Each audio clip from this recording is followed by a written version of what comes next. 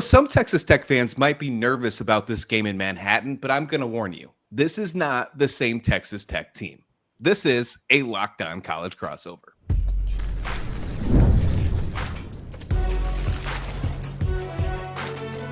You are Locked On College Crossover, part of the Locked On Podcast Network. Your team every day. Yes, welcome on into a Locked On College crossover, Locked On Texas Tech and Locked On Kansas State. Chris Level, Christian Rauh here breaking it down for you because this is going to be a really fun game on Saturday because Kansas State seems to be in a really good position right now, even after their slow start to the season. And we all know, the entire country knows about Texas Tech, but there's this really interesting streak. Kansas State knows all about the streaks with Kansas just finishing up the Sunflower Showdown, 17 in a row. Well, there's a small streak that needs to be talked about when it comes to Texas Tech in Kansas State. Chris Level, thanks for joining this one here. Before we get started, today's episode is brought to you by FanDuel. Right now, new customers can bet just $5. If that bet wins, you'll get $300 in bonus bets to use across the app. Download the app today. I'm going to throw a couple numbers at you, Chris, and I'm sure these ones are, you've been around and talking Texas Tech for quite some time, so I'm sure you'll remember these ones. Kansas State has won this series 8 games in a row, 12 of the last 13 games, and the last time they've won in Manhattan was 2008. I'm going to put that in perspective for you. I was a junior in high school. 2008's also the same year that the last time Kansas won in the Sunflower Showdown. Pretty wild to think about when you go back to that game in 2008, 58-28 score when then 7th ranked Texas Tech, Graham Harrell at the helm, had 6 touchdowns, and good old Michael Crabtree was catching passes. It's been a very long time. That's what I'm trying to put in perspective here since Texas Tech has won in Manhattan. But dare I say, this is not the same Texas Tech team. Well, it's funny, Christian, too, because I can think back to the last time these two teams played. It was in Lubbock, and this was what really started Avery Johnson's, his emergence onto the scene. I mean, like you just olayed him to 5 rushing touchdowns off the bench. It's like, what is going on? That defensive coordinator is no longer here. And then one of the times before that, the offensive coordinator for Kansas State had a 21-point lead, I think, or a 17-point lead, something like that in Lubbock. That's Matt Wells, and Kansas State comes all the way back, and then the next Monday they make a change. And so, weird things happen in this game, but it always seems to benefit Kansas State, certainly. This isn't the same Texas Tech team. I think that they have taken, or there's been a lot of very average to just bad defenses in the last 12, 15 years. Some have been better than others. I mean, the last time, Texas Tech played in Manhattan, you turn it over 4 times. I mean, it's just kind of this weird dynamic. But what you're bringing in this time is a much better sound defense that's really good everywhere. I'm not saying they're great. This is not the '85 Bears. There's been an injury up front that has altered their depth just a little bit with the loss of Skylar Go-Howard, but they have got really good edge rushers. Their linebackers are really good. They've got a really good corner. And again, they're not perfect. They got beat on a few chunk plays in a game-winning drive at Arizona State, but this is the best defense I've seen around here in a long, long time. I'll just say that, and that's a low bar. However, they are ranking nationally in a lot of statistical categories. They create takeaways, not at the rate that Kansas State does. We'll get to that in a minute, but it is. And Christian, they haven't. This was my question. Like, would Joey talk about it with his team, like the past? I didn't think that he would. I actually talked to Behren Morton yesterday, and he played in the last game between these two teams. He didn't finish. He left at halftime, and then you bring in 18-year-old true freshman Jake Strong, and then it just kind of got away from you, and the Avery Johnson thing started happening. But there's not many players that have played against Kansas State, I guess is my point. And so they don't care, they don't know, and that's probably a good thing. That's true. It probably is a good thing, especially when you're trying to kind of put the past behind you with this Yeah. brand new team that they've tried to build and acquire. Something, an offseason narrative, of course, for my fans here, bringing into the Texas Tech conversation. A lot of people like to still bring up the fact that, man, Texas Tech has spent all this money. What they're doing is changing the landscape of college football. Is that narrative getting old yet? Has that been an old narrative, or is it finally one that you have to just kind of embrace? Well, it's funny because I think do those same people think that Avery Johnson's playing for free? I mean, Avery Johnson, I think, is paid more than any one player on Texas Tech's roster. I mean, it's just like this is what everybody's doing. I think Texas Tech answered the phone when those stories were being asked about and were written, and they were transparent about it. I wasn't necessarily as comfortable with it at the time as some people were, just because I think it creates like what you're talking about. But I think it was an open book. Yeah, here's what's happening. Here's what we're doing. But we all know that everybody is involved in this stuff, and this is just the way it goes. And I think if you're not doing it, you're not putting your best foot forward. So that's what I've appreciated is they're trying.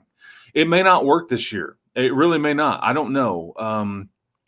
But the thing is I think what I've tried to tell the fans, here in Lubbock is this isn't just a one-time play the lottery and okay, well, I guess this is it. No, you just keep swinging. You keep because this stuff is hard. It's hard to win games. It is hard to make it to Arlington. It's hard to make it to the CFP. You need to be lucky. You need to be really good. You need to have depth because it's a game of attrition. And so I think that narrative was heavily in play in the summer and much to start the season because it gets brought up on TV all the time and all that. But now it's, and if they make it, it'll be rubber stamped like, okay, it worked. If they don't make it, they'll be pointed at, laughed at, made fun of. The memes will be out there like, look at, that's just the way this is going to go. And there was no middle ground here. Yeah, that makes a lot of sense to me, 100%. Yeah. Chris Kleiman, head coach of Kansas State, called Jacob Rodriguez, your linebacker over at Texas Tech, one of the best linebackers, not in the Big 12, he said in the country. And then, of course, you bring in big transfers like David Bailey on the defensive line as well. He said this is going to be the toughest task for his offensive line this Saturday. What makes your defense so dang dangerous? Well, you mentioned a couple of those things. I mean, the edge players have been a lot better than I guess I would have thought. I knew they were supposed to be, but you read a lot of stuff and you're like, okay, I mean, it's exceeded every expectation I would have had. Jacob Rodriguez is around here. There's a few names that get brought up. You and I, before we started taping, you mentioned Michael Crabtree to me, but like the name Zach Thomas, who's an NFL Hall of Famer, gets brought up around here, and he's in the Ring of Honor in the stadium. And about a month ago, I get asked, like, man, is he better than Zach Thomas? To which I initially just wanted to laugh. Like, that's like, don't. And yet, Christian, I'm not so sure that he's not as good, if not better, at this point in their careers. And that is about as heavy of praise as I could give the young man. He has been consistent. He's everything you want. His lovely bride lives about 20 minutes from Kansas State's campus. She's a Black Hawk helicopter pilot that is stationed right there at the Army base, I guess, like right outside of Manhattan, Kansas. So this will be a home game for her. Her name's Emma. And so they're just I've like joked with Jacob. I'm like, man, Emma's like the Taylor Swift of college football. That's very tongue in cheek, but it's just funny because she's been shown on TV a bunch. But he's special. He will play in the NFL. To say that he's Zach Thomas, who's an NFL Hall of Famer and all that, I don't know, but that just shows you how good he's been. Interceptions, punching the ball out, tackle machine, just really, and just a smart, under the radar, no drama player. You've got your own guy though. Tell me about Kansas State's linebackers, and one in particular, because I think there's one that sticks out more than others. Yeah, and you'd think right now that I would throw you one name, but I'm actually going to throw you a different one because Austin Okay. Romaine has been the name to really think about all season long, but he's Okay. dealing with a hand injury and he's been struggling a little bit, still on the field, still playing because how important he is. But there's been some missed tackle issues happening. But Desmond Purnell has really stepped up on the scene. And over the last couple games, and we talk about this, and we're going to get to it in just a minute more about the defense and how much they're doing great in the takeover department. Desmond Purnell really stepped up in that TCU game, got 2 interceptions. One of them went for a pick 6. And then last week in the Sunflower Showdown against Kansas was all over the place. I mean, had led the team in tackles, almost had another interception. He's been absolutely elite. This linebacking core has been very fun to watch.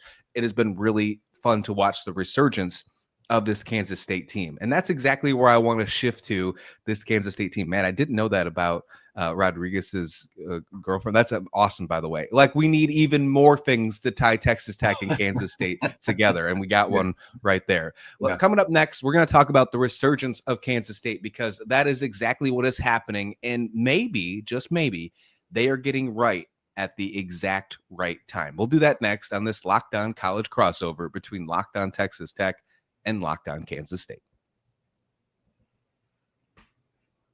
But first, the NBA is back, and there's no better place to get in on the action than with FanDuel, the official sports betting partner of the NBA. Even if you missed the start of a game or want to ride the hot hand, FanDuel has live bets on everything from who will score next to fourth quarter comebacks. Plus, you can even combine your live bets into same game parlays for a shot at bigger payouts. It just keeps getting and keeps making every game excited, especially when the team's making that late push. And right now, FanDuel is giving new customers $300 in bonus bets when that first $5 bet wins. So head to FanDuel.com to sign up and play your game with FanDuel, the official sports betting partner of the NBA. This is going to be a really fun game. I can't stress this enough. And maybe you might be thinking at the beginning of the season after Kansas State lost to, I don't know, Army, you would have thought this game wouldn't have been exciting at all, especially the narrative behind Texas Tech, how great they look. They are truly a college football contender. But over the last couple weeks, really since that first bye week, Chris Klieman has turned around this Kansas State team. There has been the kind of narrative where Chris Klieman said he's gone back to fall camp. They didn't even scout and prepare for UCF. He mentioned that on Monday. They just focused on getting back to basics, and that helped them win their first Big 12 game of the season against Scott Frost's new UCF team. And then it's kind of continued on. Of course, you got that heartbreaking loss to Baylor in the middle of all this, but big wins against TCU, huge win against Kansas. Might I add the exact same score that you beat Kansas, 42-17. And then we are getting ready to play this one in Manhattan. This resurgence right now, can't stress it enough that it's been a lot about the defense and, of course, about Avery Johnson not only playing hero ball, but finding a way to not commit turnovers. The defense is leading the country in takeaways. Avery Johnson is not throwing interceptions. That combination is a huge success indicator for sure. Of course, you got to bring in Matt Wells in this conversation. He's had a lot of polarizing ups and downs this year with his play calling, but starting to be trending in the right direction for Kansas State. From the outsider perspective, Chris, what do you think about Kansas State heading into this game on Saturday? Well, I can't believe that they're starting to figure it out and playing a really good ball as the season goes along. I've never seen this before. This is just like, rinse and repeat. I mean, this is one of those. Sometimes in college football, it's not about where you play them. It's about when you play people. And if you play Kansas State a month ago, probably a different scenario than what you're going to get this weekend. I think that there is culture within that Kansas State program. I think there always has been, with the exception of one hiccup in between Bill Snyder stints. There was a coach there that he kind of lost it. Coach Prince. I don't know what you're doing these days, but the rest of the conference loved you, man. I got to tell you, it's been a bit of a nightmare ever since with the Bill Snyder stints, and then obviously Coach Klieman, because you just have to go earn it. So it doesn't surprise.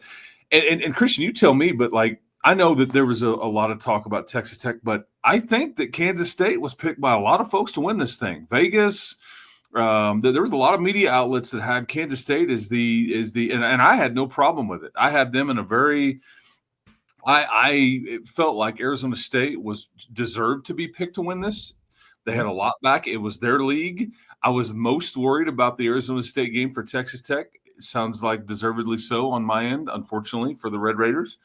But the Iowa States, the Kansas States, because you just hadn't really done anything yet to like deserve it. And the paper portal class, I just don't know. So. But maybe now they're realizing expectations and that they're starting to figure it out at the right time. And I think that you touched on it.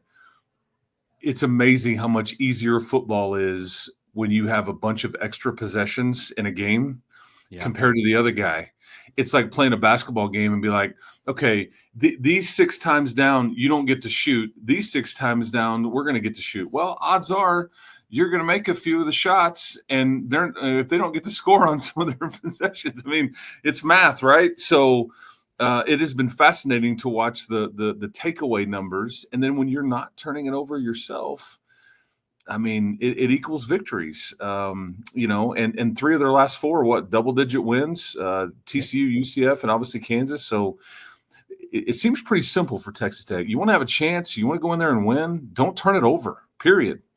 No excuses. Like, don't muff the punt. Don't throw a contested pass. Cover it up. I mean, the whole thing. I mean, and everybody goes into these games thinking the same thing, but it just seems paramount in this one. And my question is, if Kansas State doesn't get 2 to 3 takeaways, what then? Is are they good enough to run it and to sustain drives and to hit some explosive plays, consistent. I mean, you take me through it. If you take the takeaway component out, what does it look like then? And maybe we don't have to do that, but I mean, just for purposes of conversation, if they don't, cause 2 to 3 to 4 takeaways, what then? Yeah, they led their season high last week against Kansas with 4 takeaways on the defense, but that has truly become their new identity since the bye. If that gets taken away, I don't know, especially this week more than any other week, if they can succeed, because again, we've just talked about how much this defense for Texas Tech is, how exciting, how electric, how powerful they are. And I don't think Kansas State's remotely played any type of defensive line or linebacking core as good as Texas Tech this entire season. I don't even think in the same realm.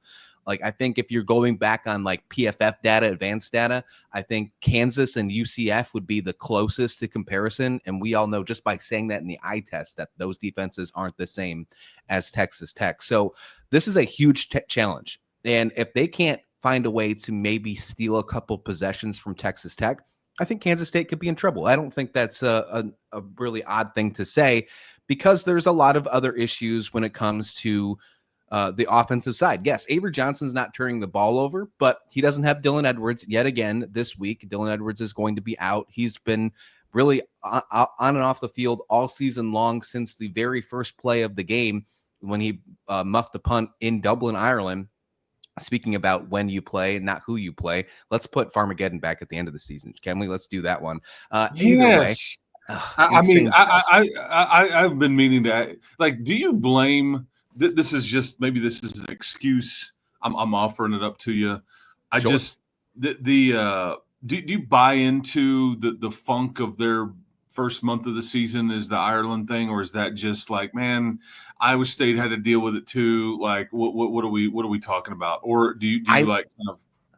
I lean towards the side of you can't make that an excuse because of how successful Iowa State was during their non-conference play, but I don't think that you can't completely rule it out. I think you have to at least say that, there's something there. But if I'm going to give you, it's hard for me to give it as an excuse, but I 100% do think that something was played. I don't want to go to Ireland again, if that's what you were saying. I don't want to play there. Well, and the reason I brought it up is because I talked to a Texas Tech official.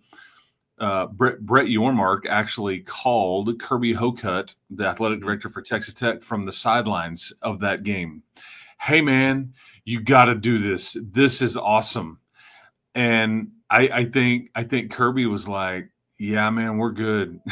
Like, that's not for us. We don't really want to be a part of that. We don't want to take away a home game. And again, I guess if it's somebody else's home game and you were having to travel anyway, maybe you would entertain it. But I just don't think that – I think that Brett Yormark is hoping that other people will run to these opportunities, and I don't think that Texas Tech is in that line. So anyway, I just wanted to ask about it because I just think that it took Kansas State a while to figure out, and then it's an easy kind of dot to connect on this weird trip, this weird game, this whatever, and I don't know. But you're right. Iowa State had the same thing, and it didn't seem to affect them in the win-loss column or near as much. So.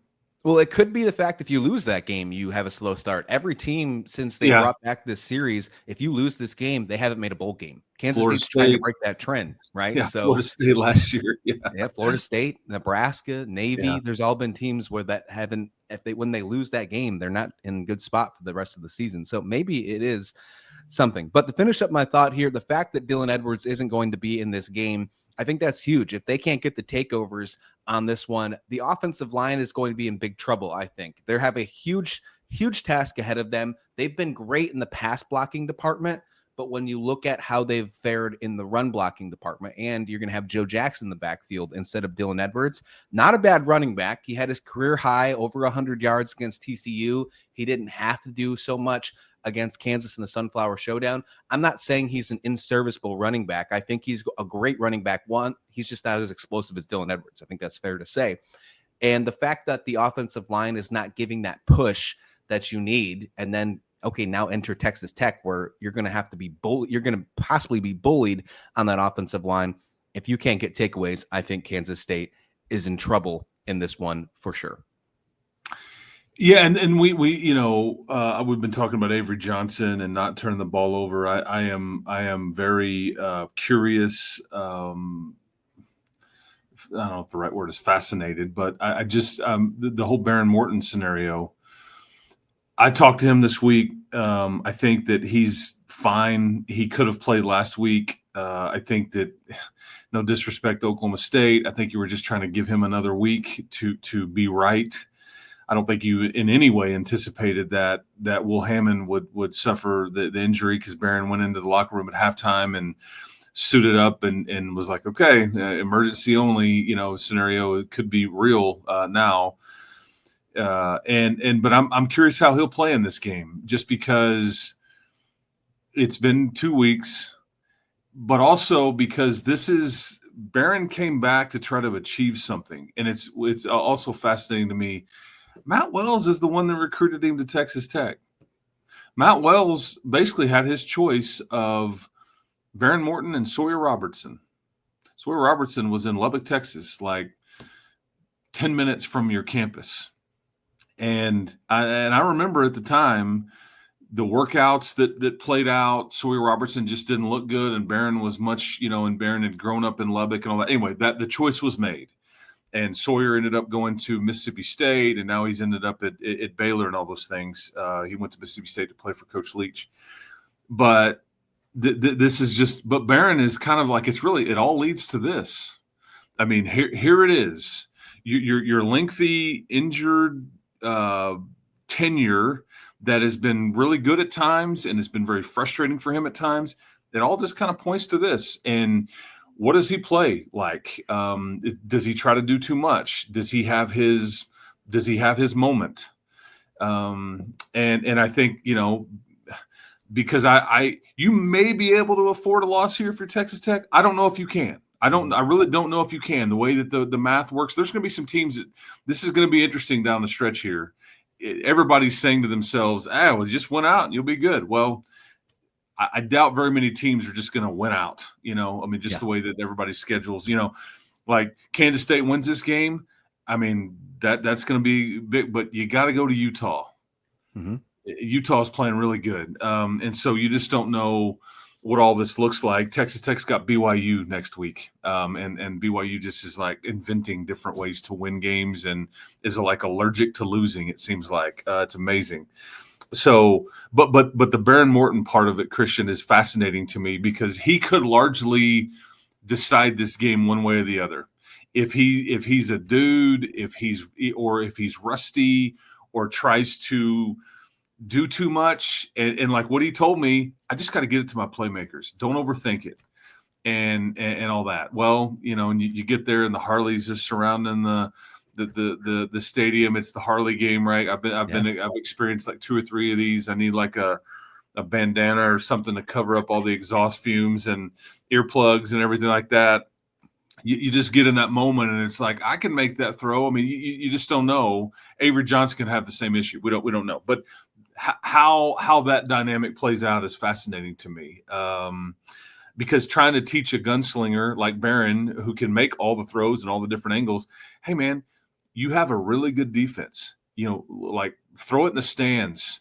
A punt is okay. It's hard to fundamentally get them to change that mindset. And that's kind of been the dynamic here in Lubbock this year, regardless of who's been playing quarterback. Like we're not asking you to go be a Heisman Trophy winner. You got a legit unit that we can pin them, we can do whatever and play field position a little bit, and that's going to be okay. So anyway, there's just another dynamic that I'm kind of fascinated about.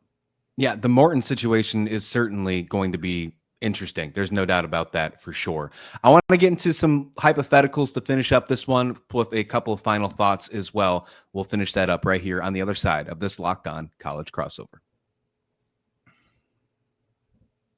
But first, Mazda crafts cars for those that simply move. That's what today's Locked On College crossover episode is sponsored by. Mazda delivers confidence with every ride with more IIHS Top Safety Pick Plus awards than anyone else as of August 2025. With the all-wheel drive standard in every crossover SUV, you can drive with confidence throughout almost every season. So like our players, we sweat every detail because when you make every moment count, impossible becomes irrelevant. Mazda, move and be moved. Behren Morton is certainly an interesting conversation to finish up this one on this Locked On College crossover, Locked On Texas Tech and Locked On Kansas State. If you haven't already, wherever you're listening, hit that subscribe button because we are bringing it to you. This Saturday is going to be an excellent game. It could really decide a lot of things on who goes to Arlington and not. Maybe Kansas State plays spoiler. If they win this game, Kansas State then has the tiebreaker over Texas Tech. So I do think, talking about in the last segment, I do think this is a must-win for the Red Raiders, which is absolutely insane to think about heading into this one. But Behren Morton right now, there has been multiple games. And how many games has it been where he has left the game midway through and then have to either not come back or return? And then we mentioned the last time they played against Kansas State, he did the same thing. You don't have Will Hammond in this to be a safety net, if you will, this time around. If he's not ready to go, if his knee's not ready to go, he still has to kind of play, right? There's no other choice in this one to continue the season going. Dare I say, is he a kryptonite potentially for Texas Tech on Saturday? Well, he's so Behren left in the first game. That's when he originally got hurt. Cam Dickey, the running back, was late on a blitz pickup, and Behren just got smoked. That's really what all of this involves. He gets to Salt Lake City, and you muddled through some of that in the non-conference after that initial. I think that if they had to do over again, they probably would have sat Behren and let it heal differently against Kent State and Oregon State, and then it just wasn't. Everything didn't go well in Salt Lake City for the most part. He took some hits, and he couldn't. It's a calf issue on his lower leg, and he can't slide, so he's awkwardly sliding in Salt Lake City, and he kind of takes some unnecessary hits, and then against obviously Kansas, that's when there was just this kind of normal hit, but it just re-aggravated it. So this is why they put him on ice for the last couple of weeks and just tried to let it heal. And it's all the same injury, I guess, is my point. And so, as we were talking about earlier, I just, we'll see what it looks like, because is he rusty? Does he come back and try to do too much? Is this his time? I mean, because of my conversation with him, I was like, man, this, like your whole career, here it is. It all just kind of led to right now. And it's this little 2-week stretch for Texas Tech is going to ultimately decide whether everything that they've all put together and that they've done is going to be good enough or not, or are they just going to come up short? I mean, you go 1-1 in this little 2-game stretch, you're probably going to go 10-2 on the season, and it's not going to be, potentially not going to be good enough. And that's crazy, because I think if anybody would have said before the season, "Hey man, 10-2, you taking it?" I think a lot of people may have gone, "Okay, I might take that," and yet you might just be left out, and yet you might not be quite good enough as an at-large candidate to make the playoff. Anyway, so these are all the dynamics that have been being talked about here, and I'm there's so many ties here. Okay, I wanted to get to that too. Matt Wells, Luke Wells, coaching the tight ends. Will Farr, who's a graduate assistant on the offensive side of the ball, played offensive line here 4, 5, 6 years ago. Jerron Bradley, former wideout. I mentioned that Coach Wells is the one that essentially recruited Behren Morton. I mean, and I think Matt's quote to me after he signed was like, "This is the future of Texas Tech football," and he wasn't wrong. I mean, that's right. He wasn't wrong. So, but this is an interesting game, and the pressure is all on Texas Tech. I think this is a free spin of the wheel for Kansas State. Like, what do they have to lose? I mean, like you're talking about, and maybe they do have a spot in Arlington to ultimately lose, but the way that their season is going, when you start out 1-3, you're just like, man, let's just keep stringing them together and see what happens. But like for Texas Tech, this is it. All roads lead to this, and like you're going to have to go win it. Nobody's going to give it to you on Saturday or anything further. You have to go take it, and like there is no excuse. There is no we came out flat today, or hey, we're just a bit too beat up. No, you just have to figure out a way to get a result, and it doesn't matter how and all that. And I just know from seeing that movie up there many times, it's not easy. And Kansas State's one of those programs where it's like you look at it on paper and you're like, well, we're kind of more talented, I think, or more explosive. And then and if we just do this, just do that, then you look up in the fourth quarter and you're like, how are they beating us by 13 points? What is going on? I mean, this is just what they do. It's like a boa constrictor. They just kind of don't screw it up, and they just squeeze, and then you end up going home shaking your head going, I just don't know what happened. I mean, this is, I've seen it way too many times, man. Texas Tech, if they lose this football game, just to put it in hypothetical here, I know we're not SEC schools, but we're going to play hypothetical games for just a second here. If they lose this football game, they go to 2 losses, and that means they would be beneath, as of right now, Arizona State and Kansas State in the standings. Then you still have BYU, who hasn't lost yet, Cincinnati, who out of the blue has been very good this year in the Big 12, and then Houston, although you do have the win, I don't know if Houston loses another game this season based on the rest of their schedule. I think this is a must-win for Texas Tech. So final thought here before I throw it at you real quick. I think Kansas State could complete this upset. I'm not going to lie to you. I think there's definitely a possibility. You look at the past, and we're going to round this all up from the beginning. You look at the past, although it's not the same Texas Tech team, I do think the way that they've been playing over the last couple of weeks, there is definitely a shot here, without question. Me throwing those possibilities at you with all those other teams, and what I said to you at the beginning of this episode about, although there is some fans of Texas Tech who might be nervous heading to Manhattan, what do you have to say to them about why Texas Tech will continue on and win this game and prepare for potentially a marquee showdown against BYU next week? Well, I think I'll go back to 2 weeks ago in your one loss. You didn't play very well at all. Not at all. And yet,